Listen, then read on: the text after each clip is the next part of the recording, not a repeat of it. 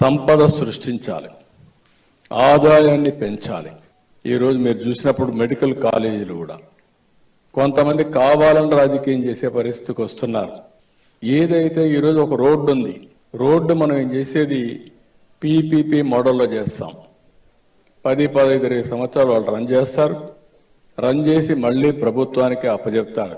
రేపు మీరు గుర్తుపెట్టుకోండి, ఎక్కడ దీని కింద ఇచ్చినా కూడా ప్రభుత్వ పాఠశాల పలాని టౌన్ అని పేరుంటుంది తప్ప ఎక్కడ మెయింటైన్ చేసే వాళ్ళకి చిన్న బొమ్మ వేసుకుంటారు. దాని మీద యజమాన్యం, దాని మీద పెత్తనం పూర్తిగా ప్రభుత్వానికే ఉంటుందని మరొకసారి ప్రజలందరికీ విజ్ఞప్తి చేస్తున్నాను. మీరు అంటే రోడ్ వేస్తాడు ప్రైవేట్ వాడు, 15 ఏళ్ళు రన్ చేస్తారు, తర్వాత ప్రభుత్వం కప్పచెప్తాడు. అందులో టోల్ ట్యాక్స్ వసూలు చేస్తారు అనేది వదిలేశాడు. మీరు చూడండి ఎంత చాకచక్యంగా చంద్రబాబు గారు అందులో టోల్ ట్యాక్స్ పదవి తీసి పడేశాడు.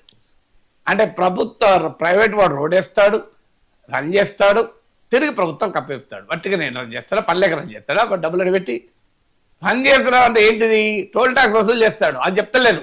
మీరు ఎంత చాకచక్యంగా ఉందో చూడండి. తర్వాత ఏమంటున్నాడు, ప్రభుత్వ పాఠశాలగా పేరుంటుంది, డౌట్ లేదు.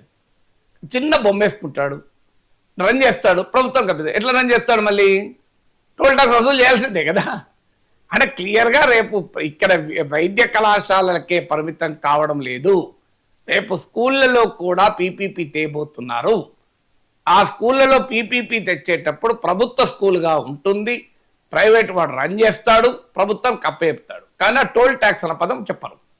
అంటే స్కూల్ ట్యాక్స్ ఫీజులు వసూలు ప్రైవేట్ వాడు చేసుకుంటాడు, చేసుకొని స్కూల్ రన్ చేస్తాడు.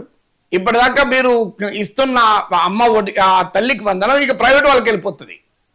ఇక ఎందుకంటే తల్లికి ఎందుకు పోతుంది, రన్ చేస్తున్నాడు కదా, తల్లిలో పోదిగా స్కూల్. తల్లికి వందనం కాస్త ప్రైవేట్ వాళ్ళకి వెళ్ళిపోతారు రన్ చేసే వారికి, పీపీపీ కదా.